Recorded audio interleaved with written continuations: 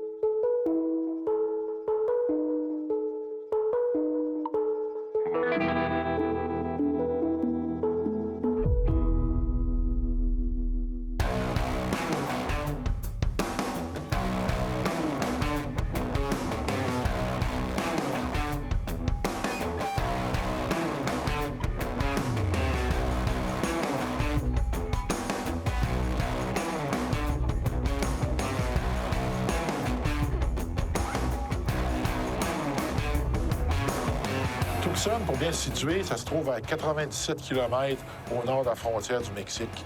C'est au pied d'une montagne qui est enfin un volcan. Donc, c'est très plat, c'est très étendu. Puis, lorsqu'on est en haut de ça, on est en mesure de voir vraiment la superficie de la ville qui s'étend aussi loin qu'on peut regarder, pratiquement.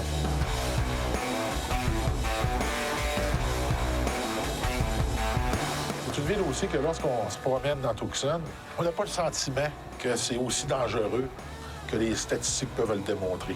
Lorsqu'on discute avec les gens sur le terrain, c'est là qu'on se rend compte qu'effectivement, ils ont des problèmes de gang, ils ont des gros problèmes de criminalité, ainsi que des gros problèmes de drogue. À un moment donné, je me promène, puis je suis dans un parc industriel, puis je constate qu'il y a un club de boxe. Fait que j'ai décidé d'aller voir de quoi ça avait de l'air.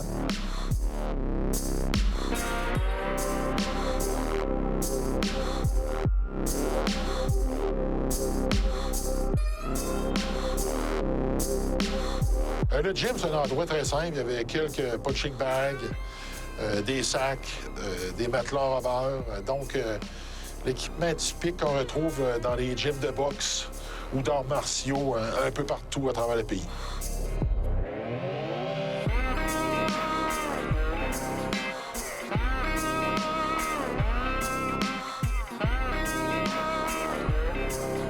So, Raymond, where are we at right now?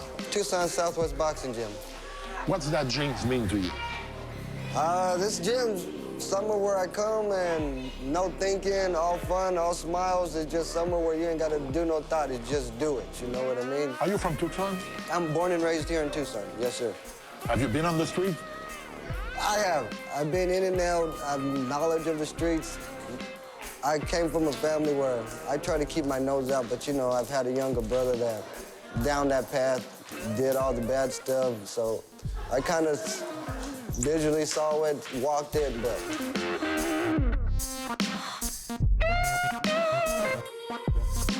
So now you're working with the kids, trying to drift them away from going on the bad path. Hopefully, cross my fingers and I'm able to touch one kid's life and turn it around. You know, that's all I'm here to do is, you know, get that one kid and maybe show him something that he didn't know or something that can help him in the future or something like that. So our thing is show them here, show them discipline, self-control. Let them know they got their mind of their own. They don't got to go out there and take advice from somebody else, no, nothing like that. This is, you know, think for yourself, in other words, is what we're going off of. So hopefully we can get that here and they could take it out to the streets with them if that's where they choose to hang.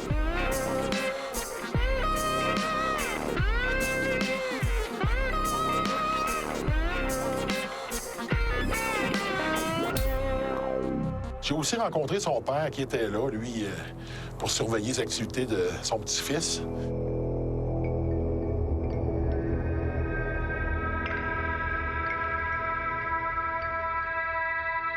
So, can you tell me how it was to raise 2 sons in Tucson? It was hectic because there was a lot of gangs.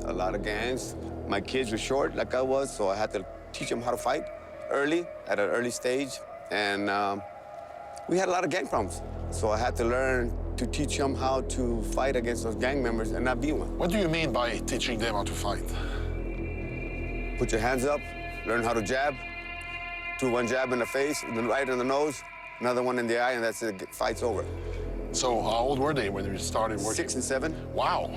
So that's how tough the street were. Yes, yes, that's how tough the neighborhood schools were.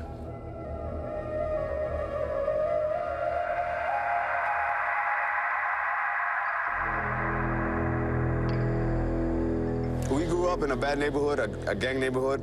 Every gang member now that's a big shot, we know. I know them. They've been in my house. If a gang member had a trouble with my kid, I'd go get that gang member, talk to him, and say, let's have it out at the park. Bring my kid. I'd have my gun. They'd have their guns. We stand still here. We're watching each other like gang members. My kids are having that out fight.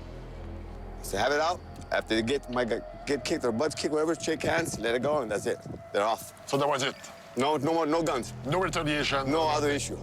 That's the way I was brought up. That's the way those kids respected me. Because when I came back from Vietnam, they thought I was crazy. I was getting in fights every day. And I would tell the kids one time, I told them, hey, if you ever hurt my kids, I'm not gonna hurt you. I'm gonna come and hurt your mother, your brother, or your sister, because I want you to know what it feels like to have somebody dead. So they were taking you very seriously? Yes, sir. Yes, sir. They still do. And they know that if they hurt one of my kids right now, I will be after their ass right this minute. And you know what? If you were after my ass, I'd be scared too. I got my rifle, I got my pistol, I got everything, sir. I'm ready.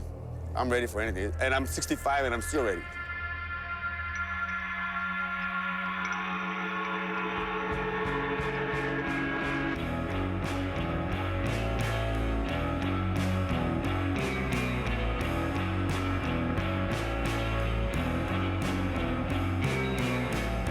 Donc, à un moment donné, j'ai demandé à Raymond de venir me montrer les points chauds de la ville de Tucson. Puis, c'est pas compliqué, il n'y a personne dans les rues. Comme il m'explique, il n'y a personne dans les rues parce que c'est plus froid dans cette saison.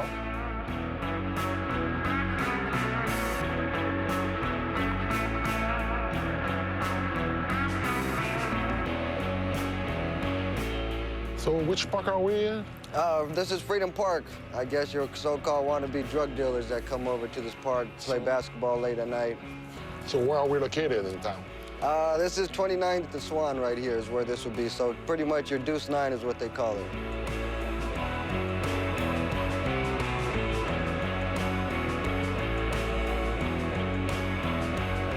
Yeah, actually, this is a park where it's kind of like in the middle of everything, so you got your mixture of, you could have 3 or 4 different gangs in this one park. That's why a lot of confrontations do start off. It starts from the basketball courts and escalates from there, you know, so this is kind of like your midpoint to everybody. Everyone that plays basketball knows about this court, knows at nights you could get a good 5-on-5 game. What it escalates from there is up to whoever's on the court, you know.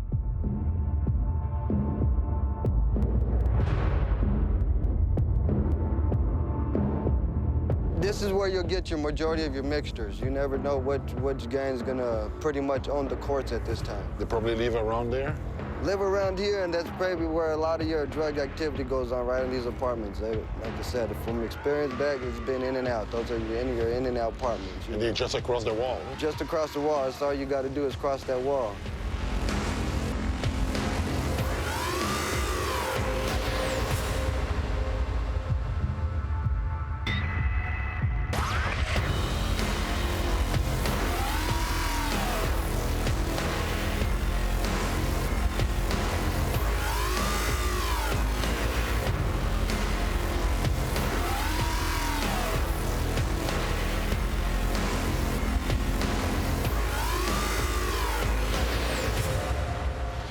So this is one of the other hotspots? Yeah, this is more of your other hotspot. This gets more a little lively at night, though, with the older crowds and that, but this is your in-and-out liquor store type of deal. Silverdale and Country Club. Yeah, correct, yeah. Off of Aviation right here. There's a club right there? Yeah, this is your Wooden Nickel right here. That'd be your bar late at night for your older crowds and that, but it gets a little wild in there, so. So where the youngster actually hang out? The gang doesn't go to the club. You know, you got them out there late at night, believe it or not. Even the younger ones are out there late at night. Yeah, you still got a lot of them sitting out there, whether it be in the parking lot or not. They don't got to be inside, you know. So what they hustling? You know, are they selling drugs or? I'd say majority of the time, 95%, they are not out there for any reason. You know, they're out there to do something, so. And it's not something good, I guess, eh? Not something good, so late at night, like I've been told, ain't nothing good late at night, especially if you're not old enough.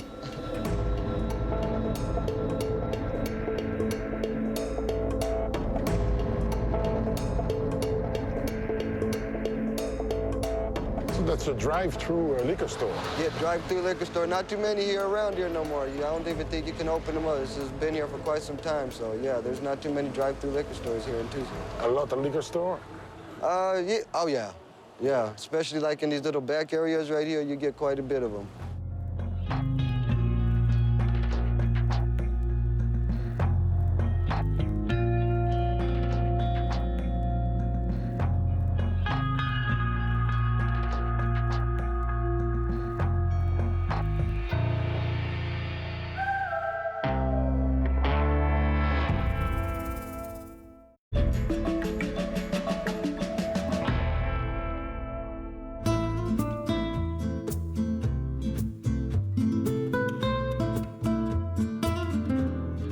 Quand tu es à Tucson, tu réalises que tu es pratiquement au Mexique.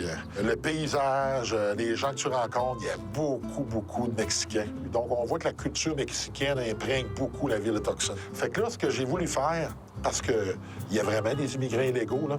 Donc, je suis allé à la ville la plus proche de la frontière, qui est Nogales, pour aller voir comment ça se passe.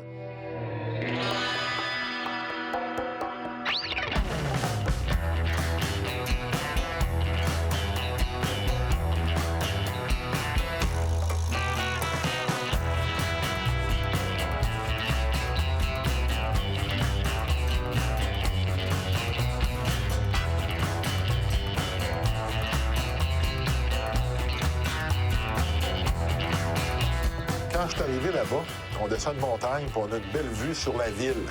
Ce qui m'a frappé, c'est qu'il y a une grosse clôture qui sépare la ville en deux, qui vraiment qui fait le relief du paysage dans la montagne. Elle descend au milieu de la montagne, elle longe les maisons. Donc, on a vraiment séparé en deux la ville d'une façon physique.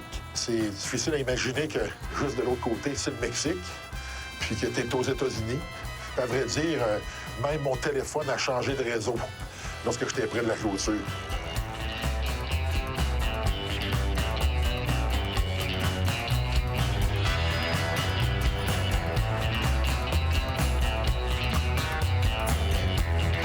Quand j'arrive sur place, je me suis approché de la clôture, puis là, ben, il y a un des gardes frontaliers qui m'a avisé que je ne devrais pas parquer mon véhicule trop près pour pas me faire tirer des roches.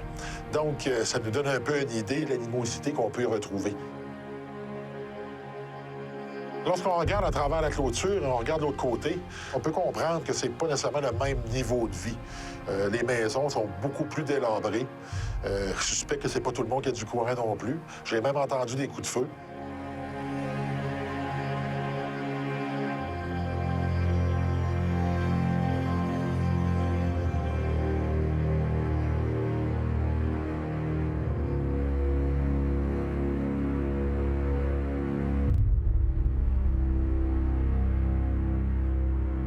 So, Javier, when did you get into the U.S.? I jumped the fence in 1980. So that's quite a big fence. When I jumped the fence, it was just a small fence that wasn't that big. Did you cross the border many times or just on that time? No, I crossed a lot of times. A lot of times I used to go to El Paso to go trick-or-treating, to buy clothes, to visit some of my friends. Then cross the border again? And cross back, yeah. So how long were you illegal here? For about 4 years or 6 years, something like that. Have you ever got caught? No. No?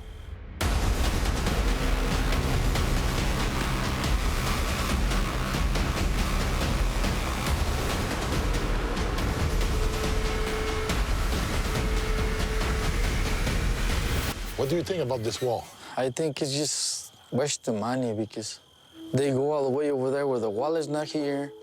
You have to walk with the mountains, and it's a lot of coyotes and animals, snakes. So a lot of people everything. die trying to get here, eh? A lot of people die. That's why I feel sorry for them. But I jumped the fence from El Paso, so that was more easy than here.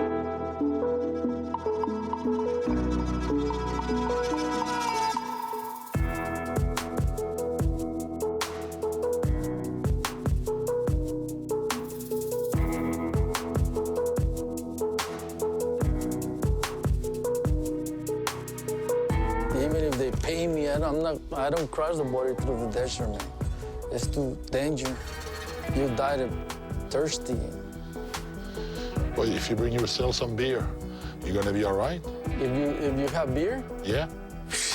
you die in less than a day because you're gonna have a hangover. Is that how you say it? Hangover? Yeah. But you don't have to drink it all, you know, you go slow and like water, no? You're gonna be fucking this. Crossing the border, I don't think it's right, man. No.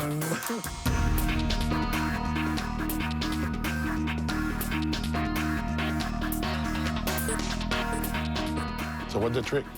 They use like ropes. With a rope, they go all the way up, and then they throw the rope back, and then Like in the movies? like in the movies. Some of it, they know how to climb the wall, and Ladder?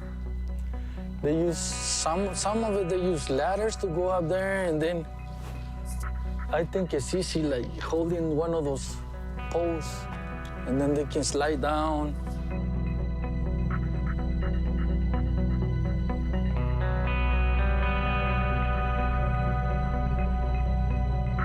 And they have border patrol everywhere, eh? Border patrol? Well, they don't want nobody to cross the border. So maybe if I were you, we'll go hiding, because if they see you, they might think you're illegal, and they send you back to Mexico. I'm already used to every time I see them, I run. And when they catch me, I say, American citizen. And they say, why did you run? And I say, because I'm already used to. Thank you, Andrew. You're welcome. Finalement, il n'y a pas juste des gens qui traversent la frontière, il y a d'autres choses aussi, puis on s'en doute, la drogue. Donc, si on fait passer des gens, pourquoi on ne ferait pas passer d'autres choses? Et c'est possiblement une des choses qui se produit là-bas. C'est possiblement une des causes de la criminalité qu'on retrouve à Tucson. C'est probablement une des causes de la criminalité qu'on retrouve dans tout le sud des États-Unis.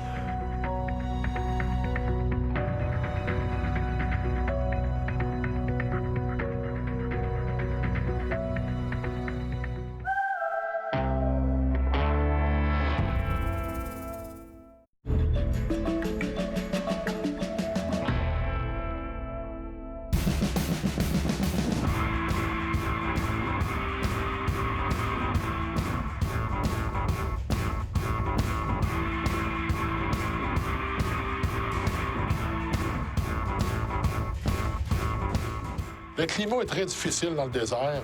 On peut voir que le soleil brûle tout. La peinture sur les voitures est très dure sur les maisons, le visage des gens. Donc, la vie dans le désert est pas facile et ça se reflète lorsqu'on se promène et l'on regarde les quartiers de Tucson.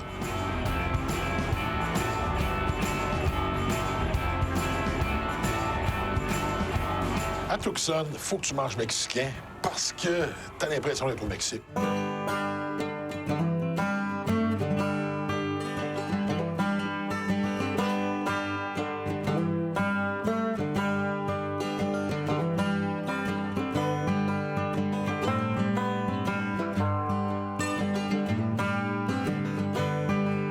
J'ai jamais rien trouvé d'extraordinaire au hot dog, mais c'était avant d'entendre parler du hot dog Sonora, du El Guerrero Canelo.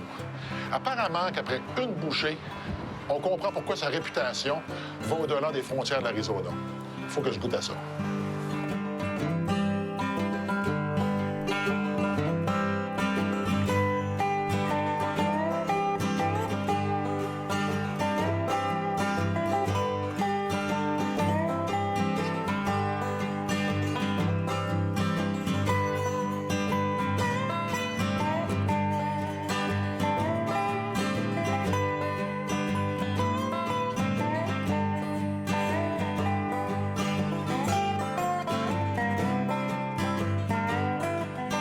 Hey, Guerrero, how you doing? Hi, Hugo. How you doing, Hugo? Very good. Welcome to the place. Thanks for El having Bueno me. Canelo. So this is your restaurant. Yes, sir. When did you open it?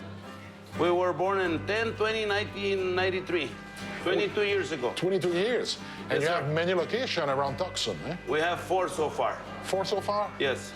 3 in Tucson. 3 in Tucson and 1 we just barely opened in Phoenix. I heard about your famous hot dog. Yes, sir. We're called the Sonora hot dogs. What's so special about it? This is special about it. I made my own buns. That's what I make it so special about it. Oh, yeah? Mm-hmm. And what do you put in it?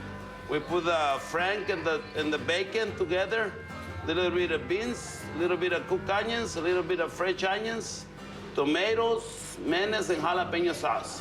What type of neighborhood? Is it a Mexican neighborhood? This is like most Mexican from Mexico. Are you getting people from outside the state coming here to taste your famous hot dog? We're having people to taste the hot dogs from all over the world. Any famous people? Famous people, regular people, business people, you name it. So can I have one of those hot dogs? You can have one of those hot dogs. Are you gonna cook it yourself? Yes, sir. Let's do Really? it. Let's do it. Let's do it.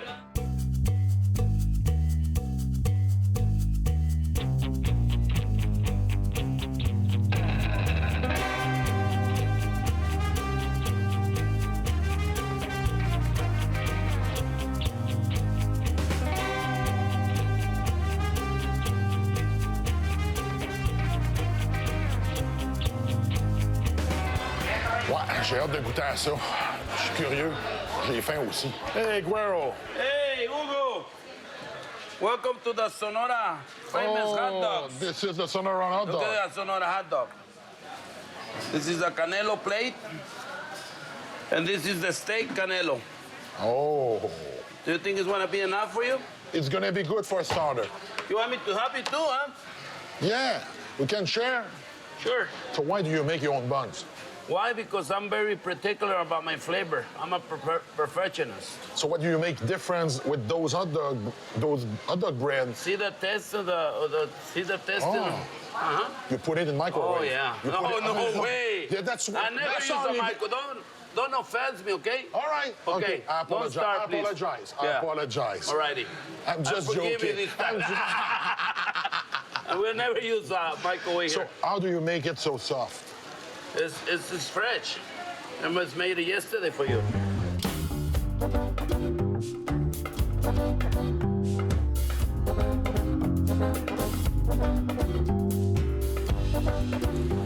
Vraiment bon.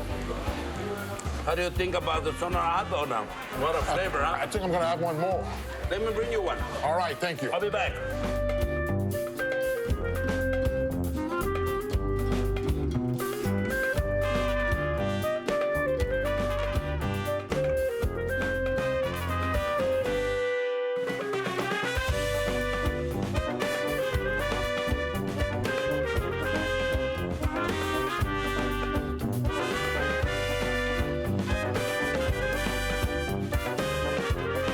Hugo, Yes. you're missing something. You miss a Sammy dog. That's a Two salmon. winnies. I love it. Two winnies and one hot dog. It's special for you. That's a salmon. Thank you. I Thank need you to a go lot. back to work. Guero, See you again. I appreciate it. Thank you for coming. I'm very, very pleased. You know what? It's the best hot dog I never had. Thank you. And believe me, for me to like a hot dog, it's gonna be special. We've been working hard for that. 22 years. Thank you. Thank you. See ya. Ça, c'est du hot dog.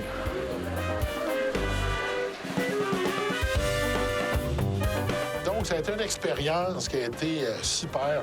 En plus, ben, j'ai mangé à ma faim et c'était vraiment très bon.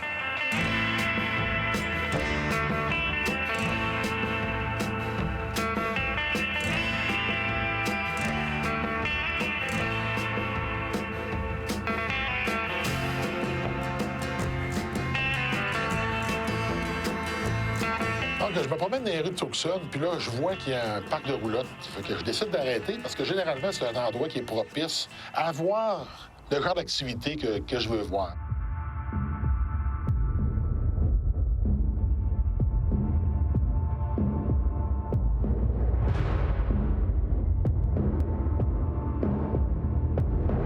Je me suis promené dans le parc de roulottes, puis je dois dire que c'était vraiment ce à quoi je m'attendais. Les roulottes étaient vraiment en mauvais état. Il y avait beaucoup d'espaces vides, donc de terrains vacants, où ce qu'on pouvait voir les restants des roulottes qui étaient là. Puis c'est très mal entretenu. Les rues ne débouchaient pas. Puis à un moment donné, ben j'ai dû rouler sur quelque chose parce que j'ai entendu un bruit. Bien, écoute, de faire un flat. dans le trailer park ici. C'est pas l'endroit le plus sécuritaire pour le changer. Malheureusement, je peux pas rouler dessus. Je peux appeler l'assistance routière. Je vais attendre pendant des heures. Je suis pas plus en sécurité assis dans mon camion à attendre. Fait que là, je vais le faire le plus vite que je peux en espérant que tout va bien. Je peux pas faire d'autre chose.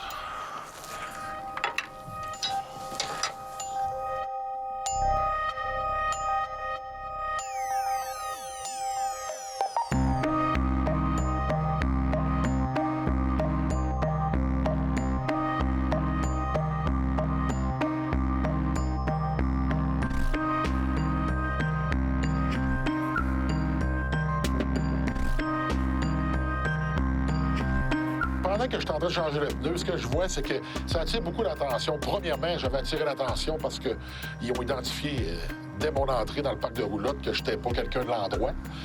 Deuxièmement, ils voyaient bien qu'il y avait une crevaison, mais en quelque sorte, là, il était en train vraiment d'essayer d'identifier qu'est-ce que j'avais dans mon camion. Il avait accès à voir qui j'étais au niveau physique. Puis là, bien, s'identifier possiblement s'ils ont des chances, y a-t-il des choses qui les intéressent. C'est comme ça que ça fonctionne dans la rue. Quand tu es trop longtemps au même endroit, tu attires les curieux. Les curieux, eux, vont aller chercher de l'information. Cette information-là va leur permettre d'identifier s'il y a une opportunité qui peut être intéressante. Puis on doit se le dire, là. Initialement, ça peut être pour te voler. Et dans le processus, tu peux te faire battre, tu peux te faire poignarder, tu peux même te faire tuer.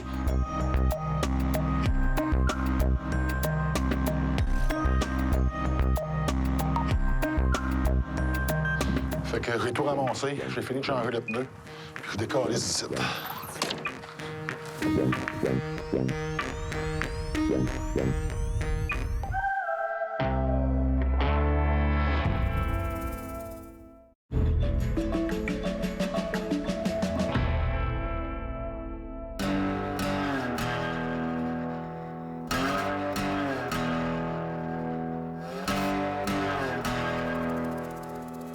Une des choses qu'il faut comprendre lorsqu'on est à Tucson, on est en plein désert. Donc, c'est un décor qui est pratiquement paradisiaque lorsqu'on est en désert et qu'on a accès à tout ce qu'on a besoin, dont l'eau, les vivres, et ainsi de suite. Il faut comprendre que c'est habité par des animaux, c'est habité par un paquet de choses qui étaient là avant que l'homme y arrive. Donc, on s'est invité dans un habitat qui est très hostile à la vie humaine et il faut faire en sorte, justement, de garder notre sécurité et de l'assurer pour se protéger des serpents-sonnettes ainsi que tous les autres animaux qui pourraient venir nous causer des petits problèmes. Donc, je me rends dans un quartier résidentiel qui est situé en plein milieu du désert, comme le reste de la ville d'ailleurs, pour justement aller rencontrer un propriétaire qui a de la difficulté avec les serpents-sonnettes qui viennent s'inviter dans son quotidien.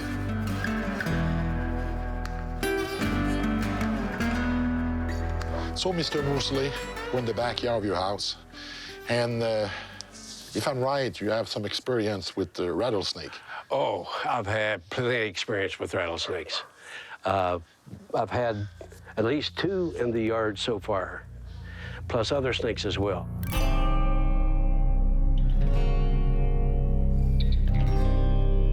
Ce qui est vraiment surprenant, c'est que c'est des animaux qui sont vraiment dangereux, qui peuvent mettre notre vie en danger. Puis si on en survit, qu'on peut avoir des conséquences, qu'on ne sera pas en mesure de pouvoir changer.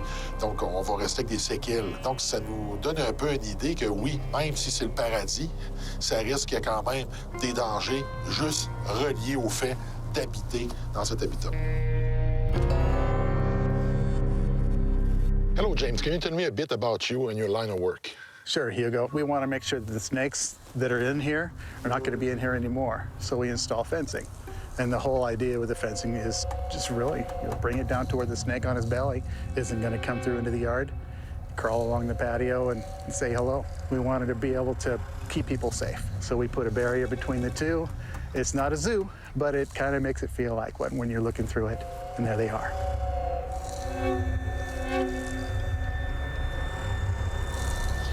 You see your work making a difference in those people's lives? I'm confident, yeah, absolutely. Are you saving life? I think I'm removing a big risk.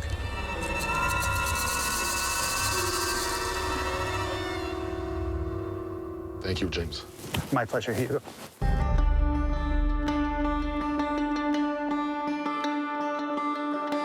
Suite à ma conversation avec Ben et James, je suis parti avec le deuxième chasseur de serpents pour aller justement à l'extérieur de la cour de chez Ben, qui est encore une fois dans le désert, pour justement tenter de trouver soit un serpent, soit un reptile, mais d'identifier comment ça se passe, la fameuse chasse, comment on fait pour les trouver.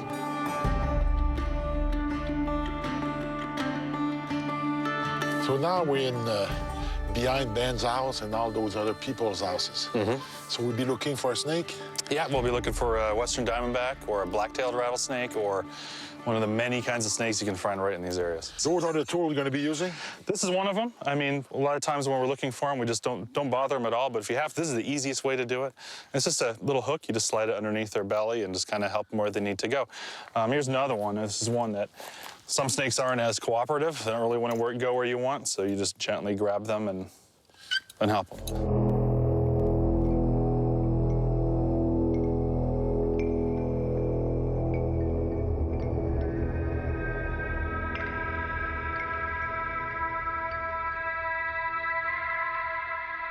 Where actually are you looking at to find one? Well, a lot of times underneath these bushes like this, there's a lot of places where there's rodents that have dug tunnels underground, or places where they look like there's some food that they could have gotten in or eaten. You know, snakes don't dig their own holes, but they'll find an animal that does dig holes, and they'll go in there and eat him and then use his house. Oh, wow. Yeah.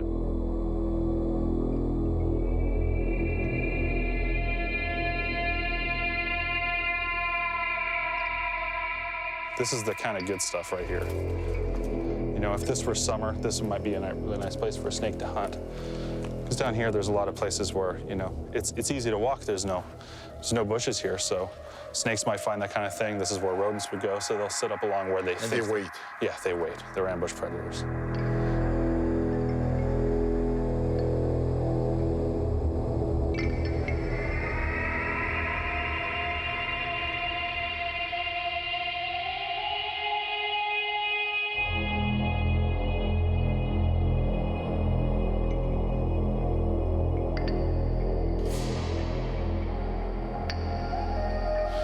There's one. What? Hey, yes, serpent. Yeah, I didn't think so. He's crawling. Yeah, that's a black-tailed rattlesnake. It's one of the common ones that's around here. But, well, I wouldn't get any closer than that. He can jump? He's not going to jump. He's not going to chase you or anything like that. But see, he's checking you out with his tongue right now. Yeah. He has no idea what you are. You're too big to eat. If you were to get close, he would strike at you, and that wouldn't be good. How far can he strike? About half of his body length. I'm good. So, I'm good. Yeah, so you're good. So it'd be really easy to avoid this. And what a lot of men do when they see the situation is we go and try to catch it or mess with it or something like that. Can you take him or make him do the noise with his tail? Well, I don't want to start, but you know what I could do is I can see if I can get him out of here, because we're not that far away from Ben's house. And this might be one that's using All the right, areas. pick it up then. I want to see the technique there.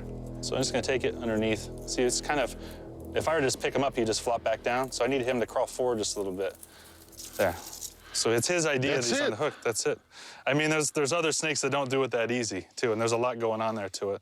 And, you know, if they're not being good, we use them one of these. So from there, can he strike? No, he can't strike me from here. He's just going to crawl around. He's being really good. A lot of times it doesn't go this easy.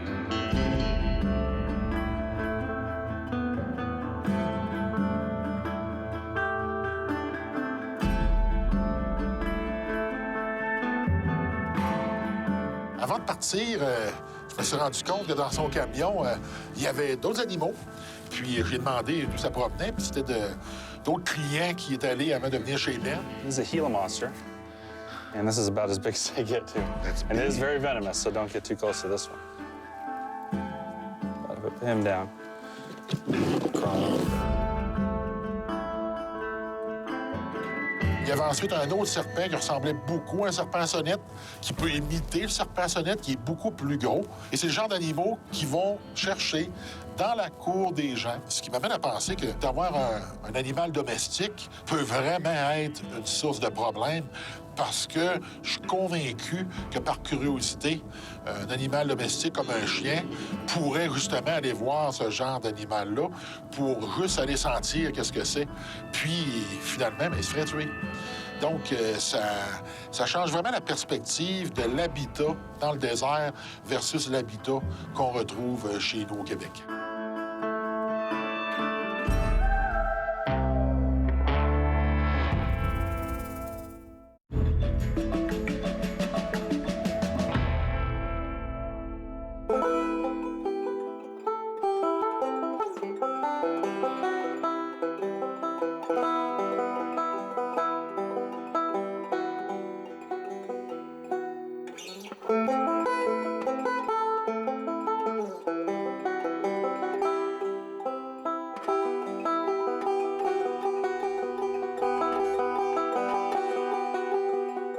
Ce que je note quand je me promène dans les rues de Tucson, c'est que c'est tranquille et qu'il y a des mausolées partout.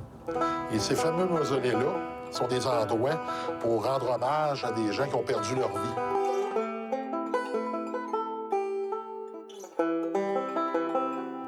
On crée les mausolées exactement où ça s'est passé. Donc, au voir le nombre, on peut voir qu'il se passe vraiment beaucoup de choses là-bas, puis qu'il y a beaucoup de monde qui perd la vie. Écoutez, à Tucson, on retrouve plus de 200 meurtres par année, bon an, mal an.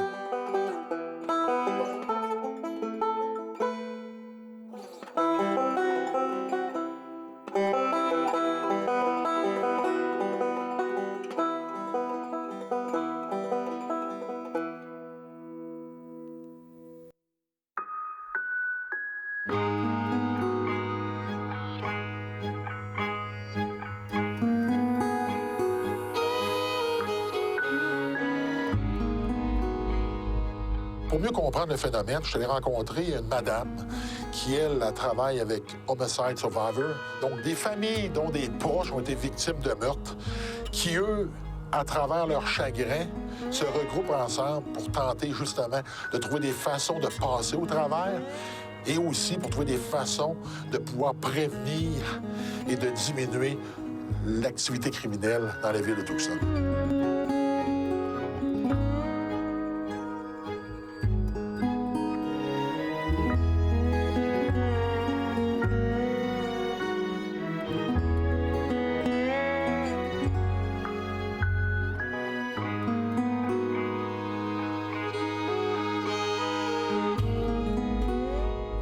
Carol, can you talk to me about Homicide Survivor? Well, we're a grassroots nonprofit. We were started by families who lost their children to the violence of homicide in the 1980s. We support families who have had someone taken from their lives by the violence of homicide.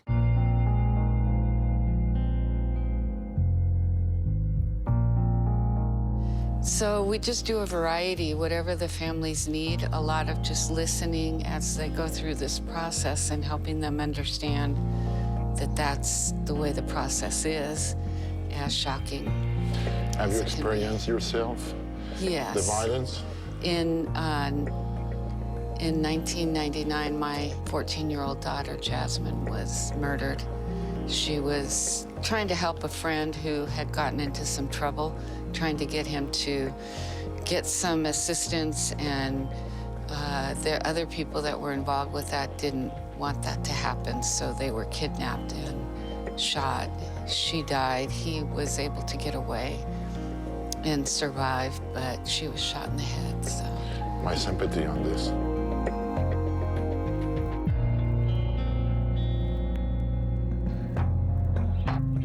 There's so many misconceptions about the journey and how you get over it and how you move on. And no, you have to incorporate it into your life and you have to make it a part of your new reality.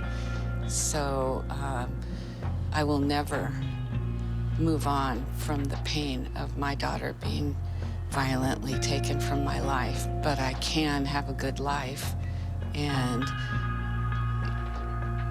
mostly it comes from helping others. That's where relief comes, from reaching out in whatever way works for you to help others.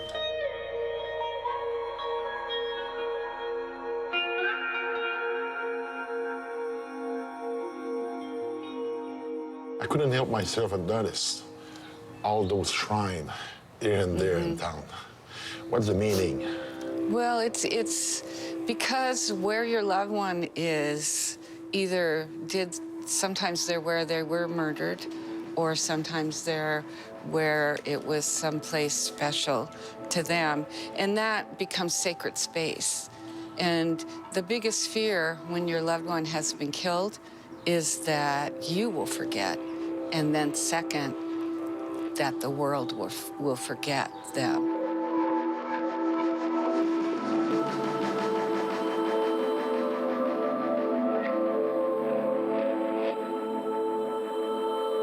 It's hard to understand, seeing all those shrines. You can be untouched by it, and at the same time, you got to realize there's a problem. Yes.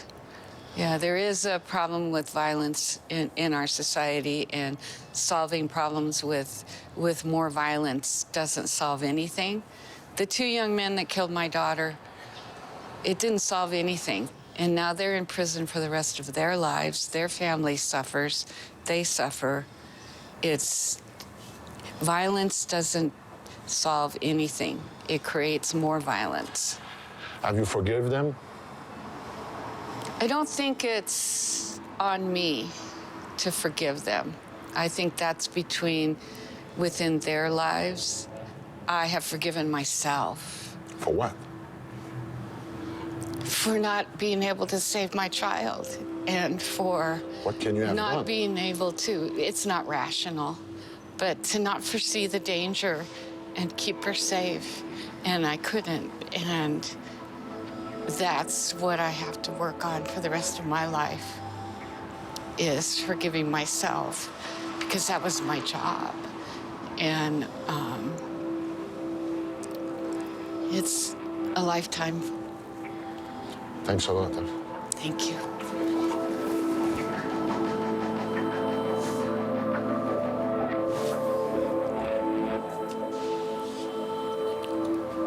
Sorry. Thanks.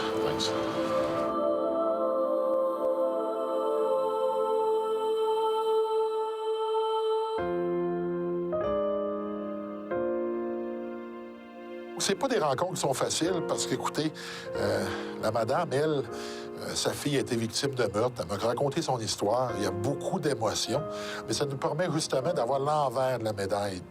Bien souvent, on va avoir les policiers, on va avoir les autorités qui vont nous expliquer leur point de vue. Par la suite, j'ai rencontré des criminels qui, eux, m'expliquent leur point de vue. Mais dans tout ça, on oublie les proches des victimes qui, eux, sont laissés pour compte.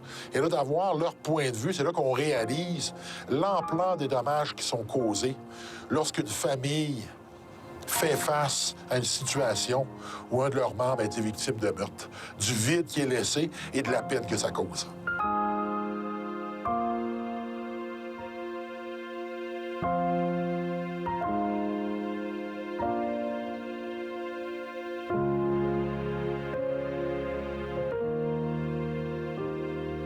Quand on se promène à Tucson puis qu'on voit les mausolées partout, puis qu'on réalise qu'il y en a autant, qu'il y a tellement de monde qui perdent leur vie, ça laisse un froid dans le dos parce que c'est là qu'on comprend que finalement, il n'y a pas juste les vraies victimes, il y a tout le monde qui les entoure, les familles et l'impact que ça a sur la communauté.